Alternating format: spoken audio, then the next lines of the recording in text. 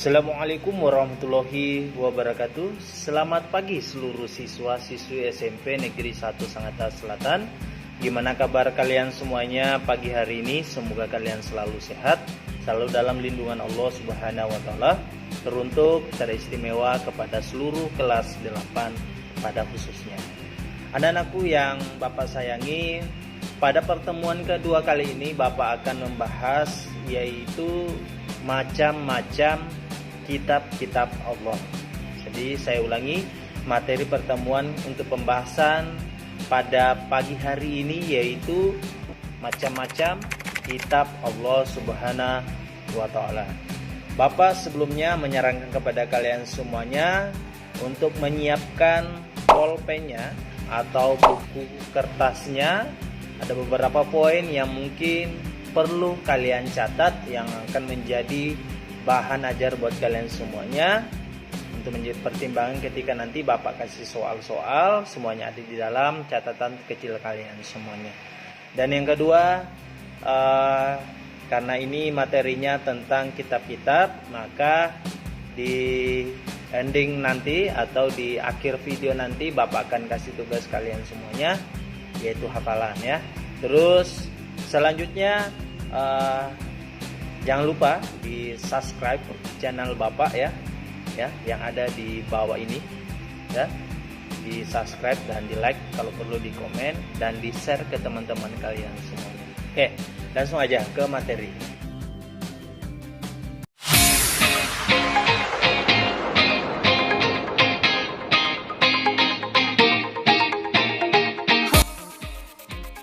Oke, untuk pembahasan pertama kita untuk pertemuan kedua kali ini tentang mata pelajaran pendidikan agama Islam khususnya kelas 8, yaitu pembahasan pertama kita macam-macam kitab ya. Tentunya dalam hal ini ada beberapa kitab yang akan kita bahas. Yang pertama kitab Taurat, terus yang kedua kitab Zabur, terus yang ketiga kitab Injil, dan yang terakhir adalah kitab Al-Quran. Apa yang dimaksud dengan kitab Taurat? Ada beberapa penjelasan di bawah, diperhatikan. Kitab Taurat diturunkan oleh Allah Subhanahu wa taala kepada Nabi Musa alaihi salam.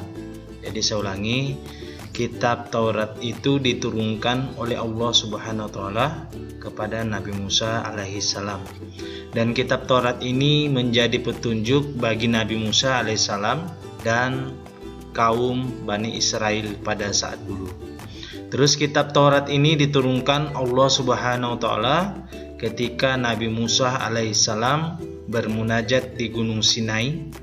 Pada saat itu wahyu Allah Subhanahu wa taala yang diterima Nabi Musa alaihissalam itu berupa tulisan pada kepingan batu, atau kitab Taurat ini ditulis dalam bahasa Ibrani. Adapun bukti kebenaran wahyu kitab Taurat itu diturunkan di muka bumi ini pada surah Al-Isra ayat 2. Diperhatikan semua anak ya. Bapak akan membacakan pada surah, dibuka Al-Qur'annya semuanya ya. Pada surah Al-Isra ayat 2. Bismillahirrahmanirrahim. Wa atayna Musal kitaba wa ja'alnahu hudan li bani Israil alla tattakhizu min duni wakila. Shadaqallahul azim. Yang artinya, dan kami berikan kepada Musa kitab Taurat dan kami jadikan petunjuk bagi Bani Israel dengan segala firman. Dalam firman-Nya, janganlah kamu mengambil pelindung selain aku. Surah Al-Isra ayat 2. Di dalam kitab Taurat ini ternyata mengandung 10 perintah Allah Subhanahu wa taala ya. Pada zaman dahulu sudah jelas di dalam kitab Taurat ini mengandung 10 perintah Allah kepada kaum pada zaman dahulu kala. Yang pertama adalah hormatilah dan cintailah Allah Subhanahu wa taala, Tuhan yang Maha Esa. Terus yang kedua, sebutlah nama Allah Subhanahu wa taala dengan hormat. Terus yang ketiga, sucikanlah hari Sabtu. Terus yang keempat, hormatilah ibu dan bapakmu. Terus yang kelima, jangan membunuh. Terus yang keenam, jangan berbuat zina. Terus yang ketujuh, jangan mendekati bahkan ingin berbuat zina. Terus yang kedelapan, jangan mencuri. Terus yang kesembilan, jangan berdusta. Dan yang terakhir adalah jangan mengambil hak orang lain. Dari 10 perintah ini, zaman dahulu kala itu sudah jelas diperintahkan. Jadi kepada seluruh anak-anakku, siswa-siswaku, ada beberapa poin yang harus kalian ketahui, yang wajib kalian laksanakan pada zaman sekarang ini. Karena sudah jelas ini adalah perintah Allah langsung kepada kita semuanya. Dan barang siapa yang sanggup melaksanakan semua perintah-perintah Allah, semoga kita termasuk tergolong hamba Allah, penghuni surganya nanti. Amin kelak ya. Amin amin ya rabbal alamin. Jadi salah satu poin di sini sudah jelas ya, yang seringkali mungkin yang kita lakukan dalam setiap hari pada poin nomor 4, hormatilah ibu dan bapakmu. Ya mungkin salah satu di antara kita semuanya ya, mungkin masih ada di antara kalian semuanya yang selama ini tidak patuh dengan bapak ibunya. Nah, ini wajib perintah, hormatilah ibu dan bapakmu. Jadi kamu harus patuh kepada kedua orang tua kalian di rumah. Terus yang kedua, jangan membunuh. Terus yang ini juga ya, jangan berbuat zina. Hindari zina ini, karena zina ini salah satu perbuatan dosa yang paling dibenci oleh Allah. Karena itu belum menjadi hak kalian, yang belum menjadi aturan kalian. Nah, yang kalian harus lakukan itu semuanya, malah itu berdampak dosa buat kalian semua. Salah satunya adalah zina mata. Bagi siswa-siswaku yang perempuan, mohon izin kepada kalian semuanya, kurangi zina. Salah satunya adalah ketika kalian keluar dari rumah, gunakanlah pakaian muslim ya, muslimah. Salah satunya adalah pakai jilbab, karena jilbab itu adalah mahkota yang paling indah dalam diri kalian semuanya. Itulah yang akan menyelamatkan kalian nantinya, karena semua yang kalian lakukan di dunia ini itu akan dipertanggungjawabkan nantinya. Jadi saya harapkan kerjasamanya, yang perempuan juga jaga auratnya, terus yang laki-laki juga tolong jaga matanya ya. Jadi supaya itu semuanya terhindar dari perbuatan dosa, salah satunya adalah zina. Ini jangankan perbuatan zina, mendekati, ingin aja, belum melakukan, pada poin ke-7 ingin aja berbuat zina, itu sudah dosa, apalagi berbuat zina ya. Jadi salah satu 10 perintah Allah Subhanahu wa taala ini wajib kita lakukan. Terus yang ke poin yang ke-8, jangan mencuri. Nah, ini senantiasa kadang di pikiran kita, kalian semuanya, pada keadaan mendesak, ada keperluan mungkin, otomatis pada saat itu muncul pikiran kalian ya, hilaf. Nah, kalian lihat kantongnya bapak ibumu di rumah ya, pelan-pelan kamu buka kamar, masuk di dalam, ambil uangnya bapak dan ibumu, dan tahukah kalian itu adalah perbuatan yang paling dibenci Allah adalah mencuri. Jadi bagusnya kamu izin ya, izin mak, saya minta keperluan ini, saya membeli seperti ini. Jadi baiknya kamu minta langsung sama kedua orang tua kalian. Jangan sekali-sekali kamu mencoba untuk melakukan perbuatan dosa ini, yaitu mencuri. Jangan berdusta ya, seringkali jangan bohong sama kedua orang tua kalian, sekeliling semuanya, jangan pernah kamu mau berdusta ya. Hindari perbuatan dusta ini ya. Terus jangan mengambil hak orang lain. Nah, ini seringkali juga ini sering kita lakukan ya, yang bukan hak kita ya, tapi kita seolah-olah yang miliknya. Jadi jangan sampai kita mengambil hak orang lain, karena itu perbuatan dosa. Jangan sampai ini kita lakukan dalam keseharian kita. Yang kedua adalah kitab Zabur.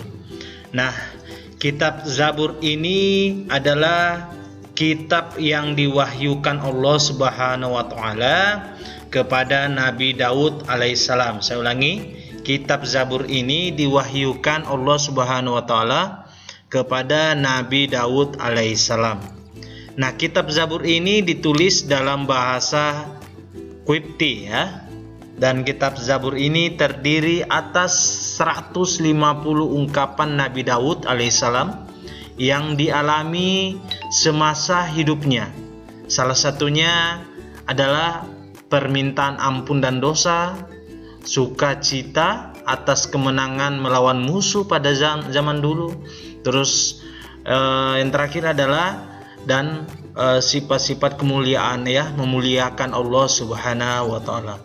Jadi itu tadi tentang kitab Zabur. Secara garis besarnya bahwa kitab Zabur ini ternyata kitab yang diwahyukan Allah Subhanahu wa taala kepada Nabi Daud. Nah, adapun bukti wahyu yang diturunkan ini, kalian tinggal di rumah tinggal buka surah Al-Isra. Surah Al-Isra juga, tapi ayat yang berbeda, ayat 55. Silakan kalian buka di situ ya. Ya, karena kita mau mempercepat materi kita, maka kita singkat-singkat aja ya. Jadi bagi kalian yang mau mengetahui tentang bukti kebenaran tentang kitab Zabur ini, silakan buka surah Al-Isra ayat 55. Oke, yang ketiga adalah kitab Injil. Nah, kitab Injil ini adalah kitab yang diwahyukan Allah Subhanahu wa taala kepada Nabi Isa alaihissalam, atau kitab yang diturunkan Allah Subhanahu wa taala kepada Nabi Isa alaihissalam. Kitab Injil ini adalah sebagai pedoman Nabi Isa alaihissalam dan seluruh kaum Bani Israel dulu ya. Kitab Injil ini pada awalnya ditulis dalam bahasa Suryani. Suryani ini bukan nama orang ya. Suryani ini adalah bahasa pada zaman dahulu kala ya. Kitab Injil ini secara umum berisi ajaran yang menyempurnakan kitab Taurat dan kitab Zabur. Jadi kita ketahui bahwa deretan turunnya kitab itu, yang pertama adalah kitab Taurat, terus yang kedua adalah kitab Zabur, terus yang ketiga adalah kitab Injil. Nah, secara umum berisi ajaran kitab Injil ini, berisi ajaran di dalamnya adalah menyempurnakan kitab sebelum-sebelumnya. Nah, sebelumnya apa? Kitab Taurat dan kitab Zabur. Nah, selanjutnya kitab Taurat ini ternyata di dalamnya juga secara garis besar berisi perintah. Ya, ada perintah juga di dalamnya. Salah satu perintah di dalamnya adalah yang pertama, perintah kembali pada tauhid yang murni. Artinya memang sudah jelas ya bahwa kitab Injil ini adalah menyempurnakan. Terus yang kedua, pembenaran terhadap kitab-kitab yang diturunkan sebelumnya. Ini sudah jelas ya. Terus yang ketiga adalah perintah hidup sederhana dan menjauhi sifat tamak. Nah, itu secara garis besarnya perintah turunnya kitab Injil ini sebagai perintah bagi kaum-kaum pada zaman dahulu ya. Dan yang terakhir, yang turun terakhir juga ya, yang diturunkan oleh Allah Subhanahu wa taala, yaitu kitab Al-Qur'an. Kitab Al-Qur'an ini diwahyukan Allah Subhanahu wa taala kepada Nabi Muhammad sallallahu alaihi wasallam. Nah, kitab ini, Al-Qur'an ini merupakan kitab yang terakhir Allah Subhanahu wa taala turunkan. Jadi, kitab ini adalah kitab paling terakhir. Jadi, tidak ada lagi kitab-kitab setelahnya ya. Nah, terus kitab Al-Quran ini adalah kitab yang menyempurnakan kitab-kitab sebelumnya, yaitu kitab Taurat, Zabur, dan Injil. Jadi sudah jelas ya bahwa Al-Quran ini adalah kitab terakhir yang diturunkan Allah Subhanahu wa taala, sekaligus kitab penyempurna di antara semua kitab-kitab sebelumnya. Nah, ini harus kalian ketahui ya. Terus pengwahyuan kitab Al-Quran ini dilakukan secara mutawatir, artinya secara bertahap selama 22 tahun 2 bulan, dan 22 hari. Jadi itu pengwahyuan kitab Al-Quran ini dilakukan secara mutawatir atau bertahap selama 22 tahun, 2 bulan, dan 22 hari. Jadi Al-Quran itu tidak langsung turun tidak langsung turun satu utuh ya. Jadi tidak langsung 30 juz. Jadi itu turunnya secara mutawatir atau secara bertahap. Ya, tergantung masa-masa turunnya itu, kejadian-kejadiannya pada saat itu apa ya. Terus kitab Al-Quran ini terdiri atas 114 surah. Nah, ini harus kamu ketahui ya. Terus dan kitab Al-Quran ini adalah salah satunya kitab Allah Subhanahu wa Ta'ala yang dijaga keasliannya hingga akhir zaman. Jadi kitab Al-Quran ini kitab satu-satunya kitab Allah Subhanahu wa Ta'ala yang dijaga keasliannya. Jadi tidak ada dirubah-rubah lagi ya, tidak di ini lagi ya, hingga akhir zaman. Nah ini. Dan tahukah kalian bahwa secara umum isi pokok kitab Al-Quran ini terdiri menjadi 5 prinsip. Nah, prinsip-prinsip tersebut salah satunya adalah prinsip akidah, terus yang kedua prinsip akhlak, ketiga prinsip ibadah, terus yang keempat prinsip syariat dan muamalat, dan yang kelima adalah prinsip tarik dan sejarah. Jadi di dalam isi pokok Al-Quran ini sudah jelas ya, di dalamnya semua apa yang kita mau cari tentang pembahasan-pembahasan yang di dalam Al-Quran ini semua ada penjelasannya di dalam Al-Quran ini, tentang akidah, tentang sebuah keyakinan, tentang akhlak, perilaku, tentang ibadah, apa yang kita lakukan di dunia ini, tentang halal dan haram, syariat dan muamalat, tarik dan sejarah, itu semuanya ada di dalam Al-Quran ini. Jadi tinggal kalian di rumah, ayo silahkan dipelajari Al-Quran itu. Saya kira dimudahkan sekarang karena di dalam Al-Quran sekarang sudah ada artinya ya, sudah ada terjemahan di samping ya. Jadi tinggal kalian buka Al-Qurannya, pelajari, dipahami, yang kemudian kalian aplikasikan dalam kehidupan sehari-hari. Nah itu tadi tentang isi pokok Al-Quran. Salah satu bukti kebenaran Al-Quran di muka bumi ini pada surah Al-Furqan ayat 1. Namun sebelum Bapak membacakan, terlebih dahulu Bapak mengajak kepada seluruh anak-anakku kelas 8 untuk membuka Al-Qurannya di rumahnya masing-masing. Bismillahirrahmanirrahim.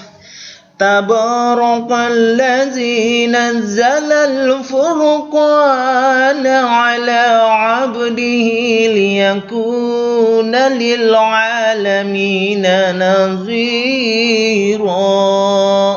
Shadaqallahul azim. Yang artinya Maha Suci Allah yang telah menurunkan Furqan atau Al-Quran kepada hambanya yaitu Muhammad agar dia menjadi pemberi atau peringatan bagi seluruh alam, baik itu jin dan manusia. Surah Al-Furqan ayat 1. Nah itu tadi tentang bukti kebenaran Al-Quran.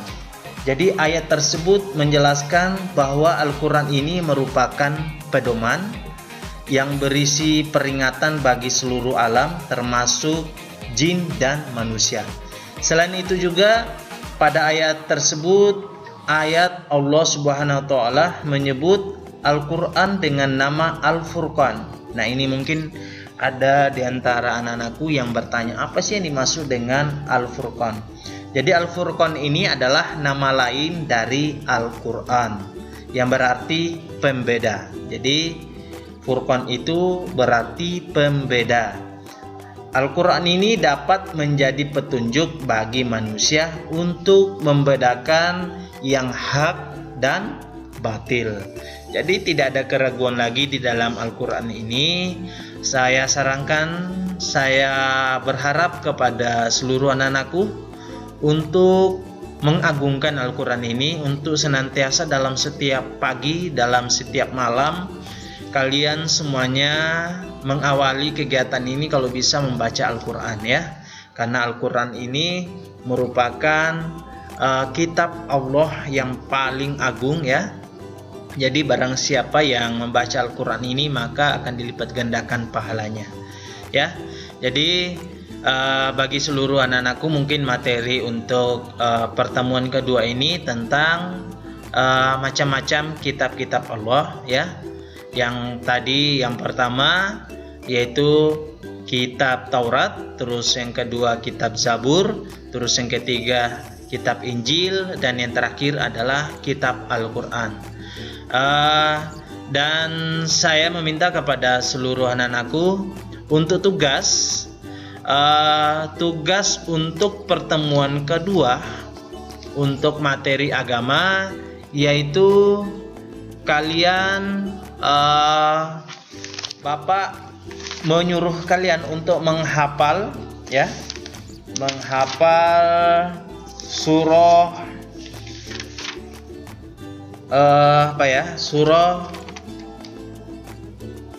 surah Al-Isra ya. Jadi kalian tugas kalian di rumah, Bapak kasih waktu sebelum hari Minggu. Jadi masih banyak waktu ya. Jangan hari Minggu ya. Hari sebelum hari Sabtu lah ya. Jadi masih banyak waktu kalian untuk menghafal surah ini. Jadi kalau sudah menghafal bisa hari ini juga, bisa besok, dan intinya waktunya sampai hari Sabtu ya. Bapak tunggu kalian hafal ya, lengkap dengan videonya. Jadi kalian kirim nanti di tugas classroom kalian ya. Jangan lupa tulis kasih keterangan nama saya ini, kelas ini, yang kemudian langsung kalian membaca atau menghafal surah yang saya tugaskan tadi, yaitu surah Al-Isra ayat 2 ya, yaitu tadi tentang pembahasan kita itu di awal tadi, yaitu kitab Taurat. Jadi tugas kalian di rumah yaitu menghafal surah Al-Isra ayat 2. Nah, setelah kalian sudah hafal, divideokan dan kalian kirim di classroom ya, dikirim di classroom. Nggak usah terlalu lama-lama, takutnya nanti malah kebanyakan MB-nya, malah tidak bisa terkirim nanti ya. Nah, yang penting kalian sudah ada tanda bukti bahwa kalian betul-betul menghafal, dan kirim langsung videonya di classroom nanti. Oke, terima kasih semuanya anak-anakku. Semoga apa yang kita lakukan hari ini mendapat nilai pahala oleh Allah Subhanahu wa taala, dan semuanya kita selamat dunia fi dunia wal akhirat. Amin amin ya rabbal alamin. Sekian dari Bapak. Assalamualaikum warahmatullahi wabarakatuh.